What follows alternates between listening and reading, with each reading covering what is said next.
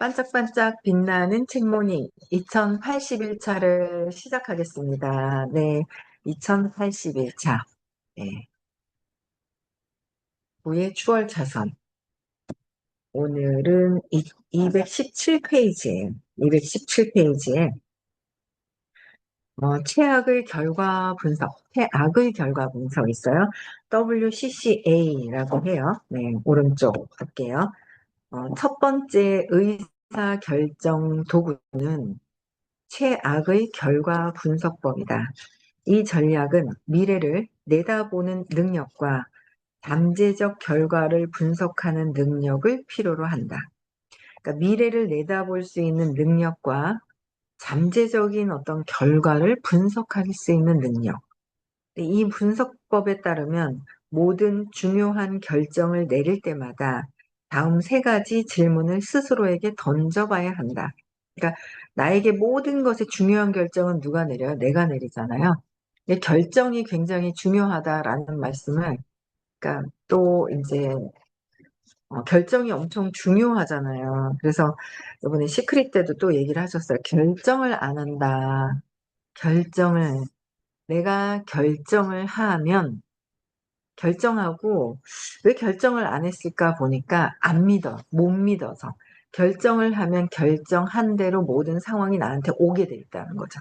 근데 이 뜻을 아침에 또 한 번 들으니까 이제 시크릿 있죠. 그 또 한 번 들으니까 아, 맞네. 결정한 거는 나한테 오게 되어 있는데 믿지 않으니까 결정도 안 하고 결정하고 믿지도 않고 믿음이 굉장히 또 중요하죠. 믿으면 다 되는데 그래서 그런 부분들이 그래서 모든 결정을 내리는 거 잠재적인 결정을 내린다는 거는 미래에 좋은 일이 있을 거라는 거 그다음에 잠재적인 결과가 내가 만족스러운 거 그 이상일 거라는 걸 알았을 때 결정을 또 하잖아요. 그래서 모든 중요한 결정을 내릴 때마다 세 가지 질문을 스스로 해야 된다는 거죠. 그럴 때 뭐냐면 이 선택에 따른 최악의 결과는 무엇인가? 최악의 결과는 무엇이지? 내가 이 선택을 했을 때. 그다음에 두 번째는 그 결과가 나올 확률은 얼마나 될까? 최악의 상태가 최악의 결과가 이루어질 때에 나올 확률은 얼마나 되는가? 그 정도 리스크는 받아들일 수 있는가? 되게 중요한 질문이에요. 결정 내리기 전에 내가 두려워하는 부분들이 있다는 거죠.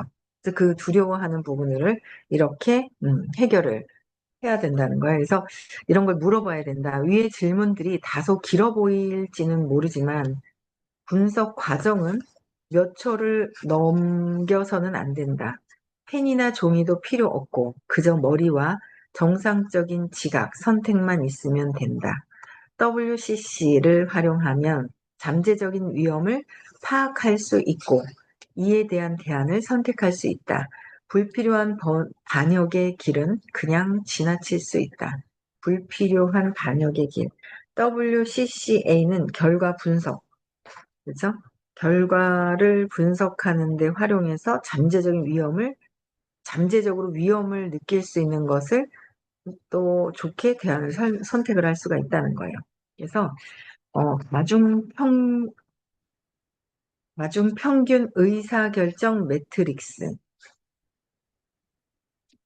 볼게요. 가중 평균 힘든 결정 때문에 씨름해 본 적이 있는가? 하루는 A를 선택했다가 다음날 허둥대며 B로 바꿨을 수도 있다. 힘든 결정을 내리는 일이 단순히 가장 큰 숫자를 고르는 일만큼 쉽다면 멋지지 않겠는가? 두 번째 의사결정 도구를 활용하면 중요한 결정을 서로 비교하고 판단할 수 있다. 중요한 결정이란 이런 것들이다. 이사를 갈까? 그냥 살까? 그만둘까? 계속 갈까? 학교로 돌아갈까? 말까? 가중 평균 의사결정 매트릭스를 활용하려면 종이와 연필만 있으면 된다. 아니면 헬프 헬프디시전닷컴, 헬프디시전닷컴이라는 사이트에 들어가서 웹이 대신 계산해주는 결과만 받아오는 방법도 있다. 그러니까, 그러니까 내가 결정을 못하면, 아이고야. 돋보기가 떨어졌어요. 돋보기 제 맞지. 그러니까 의사결정을 내가 못 하겠는 거야. 그래서 여기 닷컴에 들어가는 거예요. 헬프 DC, 헬프 마이, 마이가 빠졌네요. 헬프 마이 디시전 닷컴이라는 사이트에 들어가는 거예요. 도와주세요, 나를. 네, 나의 결정권을 도와달라는 거죠. 여기 들어가서 앱이 대신 계산해주는 결과로 내가 결정권을 내가 하지 않는다는 거죠. 제가 요번에 교육감을 누굴 뽑아야 될지 모르겠는 거예요. 딴 거는 정말 많이 주더라고. 몇 장을, 그 도정을 몇 장을 찍었죠? 뭐 8장, 9장을 찍은 거 같이 엄청 많더라고요. 근데 다른 거는 누구를 찍어야 될지 정확하게 나와 있는데 교육감은 모르겠는 거야. 그래서 제가 교육감 들어가기 전에 물어봤잖아요. 야, 내가 누굴 찍어야 될지 모르겠다 이랬더니 누구 찍으세요는 안 해요. 찍으세요는 안 하는데 이 사람은 이런 가치를 추구하고 교육, 아이들의 교육에 대한 거, 2번은 어떤 걸 추구하고 그다음에 어떤 걸 추구한다는 걸 쫙 다시 얘기를 해주더라고요. 제가 그걸 안 봤거든요. 그 뭐 날라온다 하더라고요. 전단지. 그랬더니 안 봤어요. 근데 쭉 알려주는 거예요. 알려주는데 거기서 제가 마음에 드는 걸 찍었죠.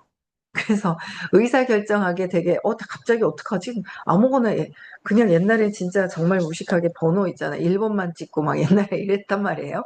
근데 지금 무조건 있잖아요. 그래서 선생님이 여길 왜 찍어? 막 이래. 어이구야, 큰일 났네. 난 찍었는데. 옛날에 그랬거든요. 근데 이제 지금은 제가 이제 선택할 수 있는 어떤 그런 기준점이 생겼단 말이에요. 그러니까 기준이 생기면 판단 분별하기가 좋은데 기준이 생기지 않으면 나의 판단 분별로는 그렇잖아요. 근데 그 판단 뭐 어쨌든 선거하는데 판단을 지금 굉장히 많이 바꿔서 나머지는 찍는데 좋은데 교육감은 어쨌든 물어봤더니 쫙 얘기를 해주더라고요. 거기서 제가 마음에 드는 추구하는 걸 찍었죠. 그래서 미래를 어떻게 해 나갈 건지에 대한 부분을 이제 보고서 찍었는데, 그러니까 내가 결정하기 힘들 때 있잖아요. 큰일 났다. 내가 결정하기 그게 힘들 때가 있어요. 그럴 때 이렇게 한다는 거죠. 아이고, 배터리가 다 된지 몰랐네요. 그래서 이런 사이트에 들어가서 헬프 마이, 그죠? 디시전닷컴이라는 사이트가 있나 봐요. 웹이 다시 계산해주는 결과만 받아보는 방법도 있다. 이 사실을 기억하라. 가중평균 의사결정 매트릭스는 중요한 결정을 내릴 때 활용하는 도구이므로 1년에 몇 번밖에 사용하지 않겠지만 반면 최악의 상황 분석법을 매일같이 사용할 수 있다. 가중 평균 의사결정 매트릭스를 활용하면 의사결정 과정이 쉬워진다. 기준점을 이제 여러 번 듣다 보면 나도 그 기준점이 내가 되는 거죠. 그걸 익히게 되다 보면은, 그러다 보면은 훨씬 더 내가 무엇을 선택하거나 이럴 때 훨씬 좋죠. 그래서 매트릭스로 결정에 관련된 요인들을 분리해 우선순위별로 배열한 후 각각의 결정이 갖는 가치에 따라 점수를 매기면 되기 때문이다. 가치가 높을수록 더 나은 결정이라 볼 수 있다. 예를 들어 디트로이트나 피닉스 중 한 곳으로 이사한다는 선택을 내릴 경우 어디로 가는 게 좋을까?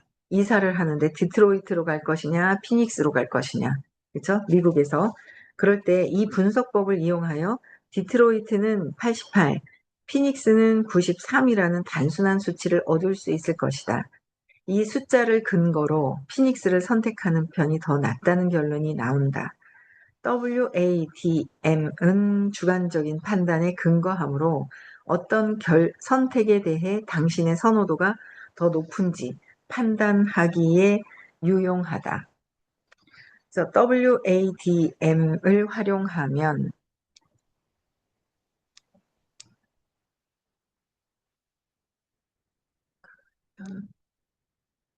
휴대폰이 나가버렸어요.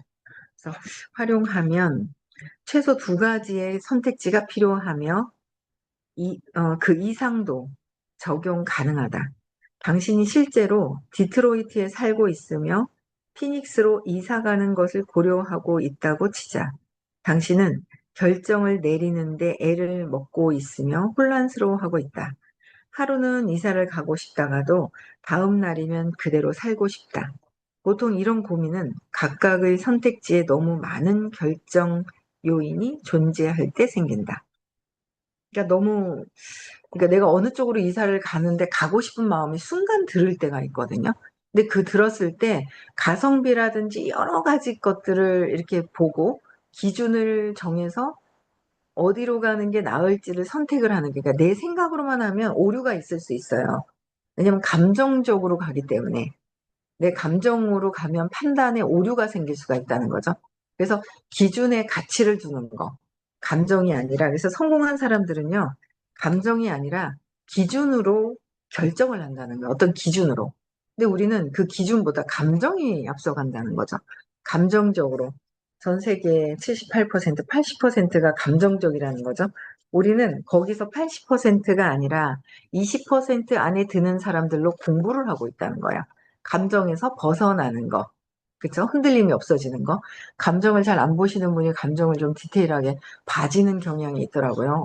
그래서 뭐 뭔가 발전을 하고 계시는 부분들도 많이 있어요. 점점 뭔가 발전하고 있다는 거죠. 그래서, 음, 기준을 정하는 게 좋다. 그래서 어디로 이사 갈 때도 그렇고 무엇을 할 때도 그렇고 기준을 보는 게 굉장히 중요하다. 그래서 WDM을 활용하려면 의사결정하는 거죠. 의사결정하는 매트릭스예요. 의사결정을 활용하려면 최소 두 가지 선택지가 필요한데 그 이상도 적용 가능하다. 당신이 실제로 디트로이트에 살고 있으면, 이거 읽었네요. 그렇죠? 네. 어디가 체크를 안 했어요. 다음 날이면 그대로 살고 싶다가도 보통 이런 고민은 각각의 선택지에 너무 많은 결정 요인에 존재할 때 생긴다. 네, 체크를 안 했네요. 네, 죄송합니다. 그 다음에 연필과 종이를 집어들어라. 그 다음에 기준을 정할 때는 연필과 종이를 집어들어라. 우리 지금, 신념 찾는데도 연필을 들고 종이에 적는 게 중요하거든요. 적는 거예요. 적지 않으면 그냥 생각만 하다 휙휙 날아가 버리는 거죠. 생각만 하다가 날아가 버린다. 날아가 버리기 때문에 그게, 예, 지금 인사도, 예, 다시 키니까. 음, 그래서, 첫 번째, 종이에 세 개의 열을 만들고, 집어들어서 종이에 세 개의 열을 만들고, 첫 번째 열의 머리 부분에 요인, 그리고 다음 두 선택지에는 각각 디트로이트, 피닉스라고 적어라. 적고요. 첫 번째는. 그다음에 두 번째는 결정을 내리는데 중요하게 작용하는 요인은 무엇인가? 결정을 내릴 때 중요한 것은 어떤 것인지를 보는 거예요. 결정을 내리는데 굉장히 중요한 부분을 작용을 하는 게 날씨. 학교? 우리 아이가 학교와 거리가 어떻게 되나? 날씨가 주로 어떤 날씨로 주로 있는지, 그 왜 지역별로 날씨의 특성이 좀 있어요. 그다음에 생활비, 그다음에 가족으로부터의 거리, 내가 떨어져 있으면 아무리 사소한 것이라도 결정을 내리는데 관련된 모든 요인을 요인열에 적어라. 요인열에 적어라. 그리고 그다음에 세 번째, 각각의 결정 요인 옆에, 각각의 결정 요일 옆에 결정에 미치는 중요도를 1부터 10 사이 숫자로 기재하라. 10이면 가장 중요함을 뜻한다. 예를 들어, 계절적 우울증을 겪는 사람이라면 날씨에 10점을 매겨야 할 것이다. 그리고 자녀가 다 커서 굳이 좋은 학교를 찾을 필요가 별로 없다면 학교의 중요도는 3점쯤 될 것이다. 모든 요인의 중요도를 매겨라. 이제 WATM은 아래와 같은 모양일 것이다. 그러니까 여기 가중평균 의사결정 매트릭스 있죠? 쫙 해서 디트로이트, 피닉스, 어느 쪽으로, 디트로이트, 미시간구 쪽으로 갈 것이냐? 이 아리조나주죠, 피닉스가 이 사막 지역 피닉스 쪽으로 갈 것이냐? 이게 이제 날씨, 학교, 생활비, 사업 환경, 세금, 안전. 저는 예전에는 학교 가까운 데로 갔어요. 근데 지금은 사무실 가까운 데가 우선적으로 가요. 근데 요번에는 조금 사무실 정말 가까운 데서만 빙빙 돌다가 요번에 조금 더 한 10분 더 15분 전에는 5분 걸렸던 거를 5분이나 7, 8분 지금은 15분 정도 걸리거든요. 15분? 빠르면 10분인데 아침에 새벽에는 뭐 10분 정도죠. 근데 엄청 멀어진 듯한 느낌이 드는 거예요. 그게.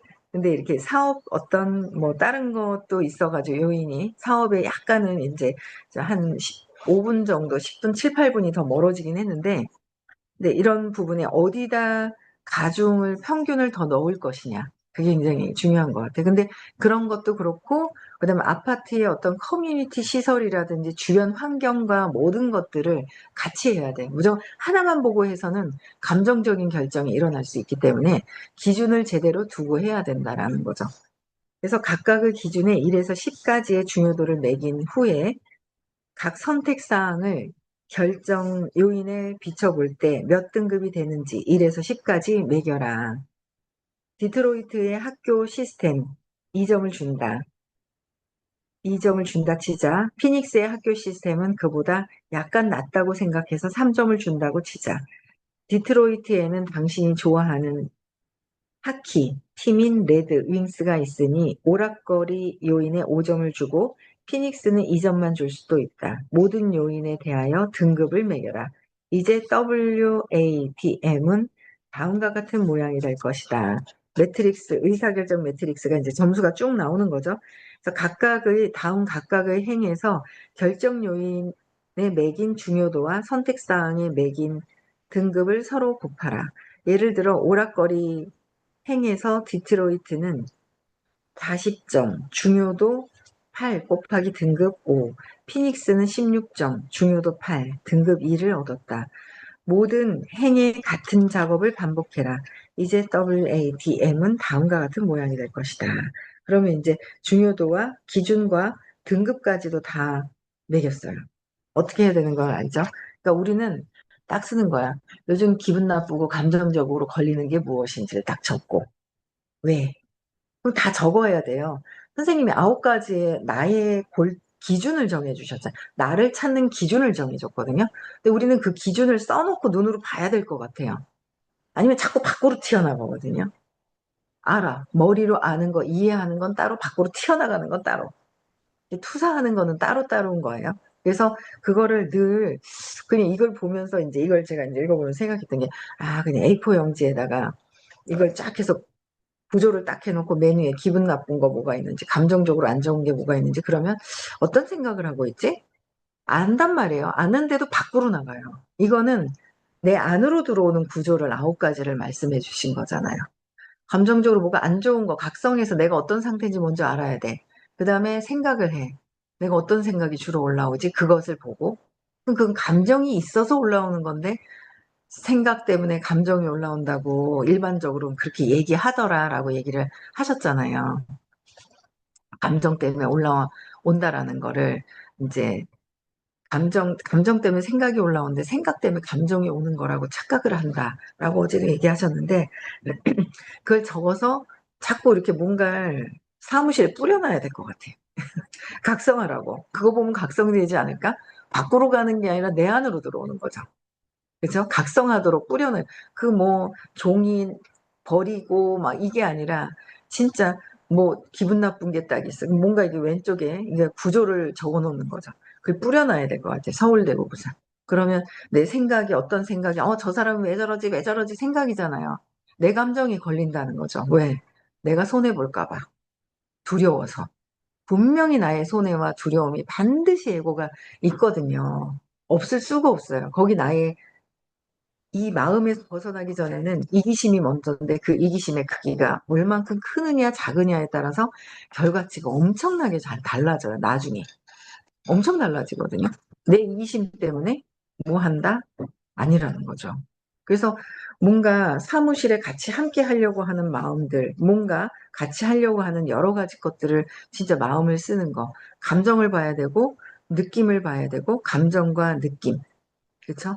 내 느낌은 뭐지? 감정이 안 좋은, 감정으로 올라갔으면 무조건 느낌이 안 좋은 거죠. 좋은 감정이었으면 생각이 올라오지도 않아요. 편안하니 보고 즐거울 뿐이죠. 그러니까 느낌이 있고 느낌 밑에는 신념이 있어요. 나는 이런 사람이야 라는 신념이 있는 거죠.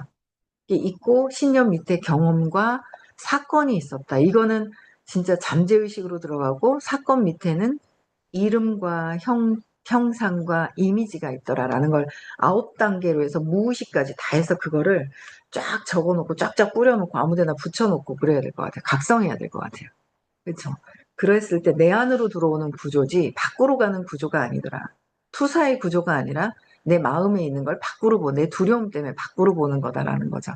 그래서 그거를 이걸 뿌려놓으면 더 각성이 되지 않을까라는 생각이 내가 각성하는 수밖에 없지만 각성을 하게끔 하는 어떤 그런 거로 한번 작성을 해봐야 되겠다라는 생각이 들더라고요.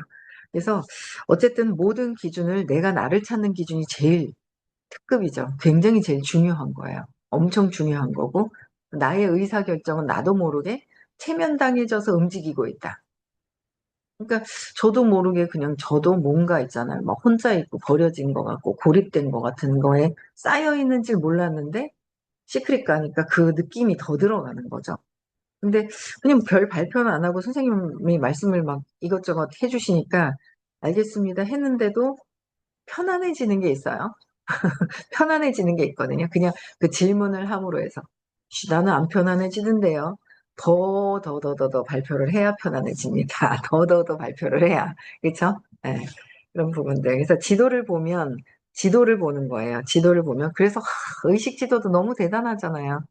의식 지도를 보면 나의 구조를 보고 그걸 통해서 감정이 내 의식과 어떻게 맞닥뜨려지는지를 볼 수 있는 거.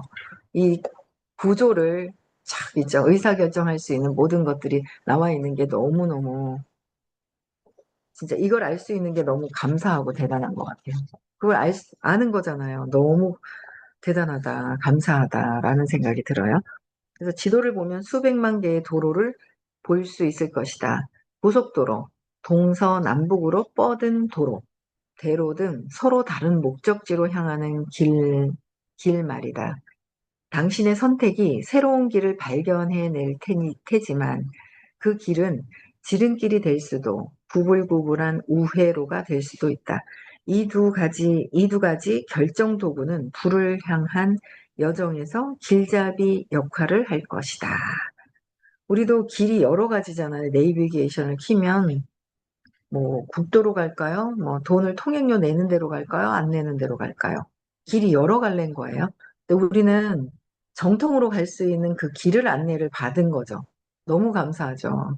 정통으로 안내를 받을 수 있는 거 너무 중요하죠. 너무 중요한 것 같아요. 그래서 안내를 받았고, 그래서 시선을 백밀러에서 걷어라.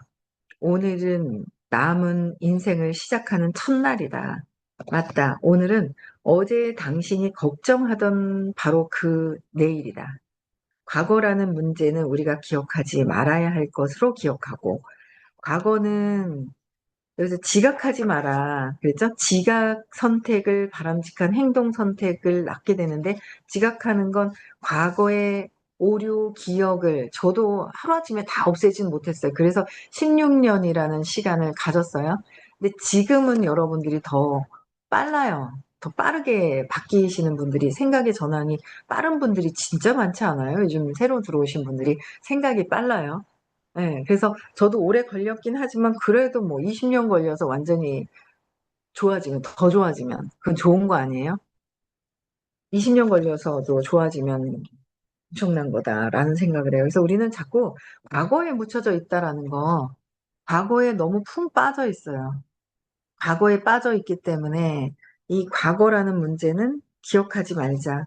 과거에 저는 그 과거에 정말 그 열심히 했을 때 에너지가 확 올라왔을 때 그 과거가 좋은 느낌이거든요.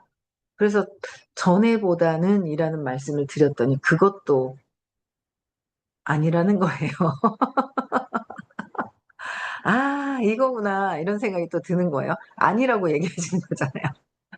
과거에 내가 좋았던 건 이제 나이도 있고 시대도 흐르고 이 뭔가 다르다라는 거죠. 그래서 지금은 천천히 하나하나 차곡차곡인데 옛날에 했던 방식으로 했을 때는 옛날에 했던 방식은 또 중간에 사라질 수도 있는 거예요.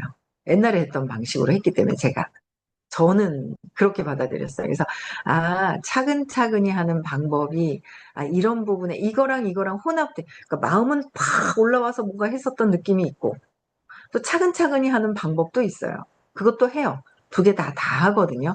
근데 마음만 있었던 것 같아요. 마음이 이게 안 떨어지니까. 근데 하고는 있는데, 잘 차근차근 하고는 있는데, 이 마음이 팍 떨어지지 않는 이것만 그냥 놓으면 별건 없더라고요. 하고 있는 건 하니까. 이런 패턴에 과거라는 문제는 우리가 기억하지 말아야 할 것을 우리는 기억하고 있어서 이걸 놓는 시간이 의식 수업이고, 이걸 놓는 데가 잘 없어요. 구체적으로.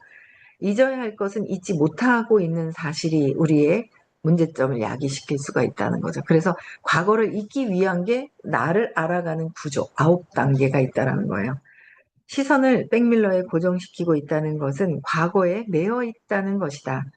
과거에 매여 있다면 앞을 내다볼 수가 없다. 앞을 보고 있지 않으면 미래의 목표를 달성할 수가 없다. 그래서 어제 질문을 하면서 그건 질문이 아니라 나도 모르게 했던 그냥 부연 설명이었는데 부연 설명에 나의 신념이 있는 거죠. 그 느낌 다 놓고 나는 차근차근히. 그렇죠? 그런 마음이 들어야 되겠다라는 생각이 드네요. 네. 네, 오늘 여기까지 하고요. 기억의 봉인을 해제해라. 이 기억의 봉인을 해결하려면 시크릿을 제대로 듣고 해결을 해야 이게 된다는 거죠. 네, 그래서 우리는 실제 이것을 하고 있기 때문에 더 이해가 잘 되실 거라고 생각이 듭니다. 저는 여기까지 하고요. 오늘 선거일 날 안 하신 분들, 저는 사전 투표했거든요. 그래서 안 하신 분들 오늘 꼭, 네, 국민의 권리를 다하시기 바랍니다. 네, 이번 주 토요일 날 수업이 있고요. 다음 주 화요일은 대구에서 수업이 있습니다. 여기까지 하고 마치겠습니다. 네.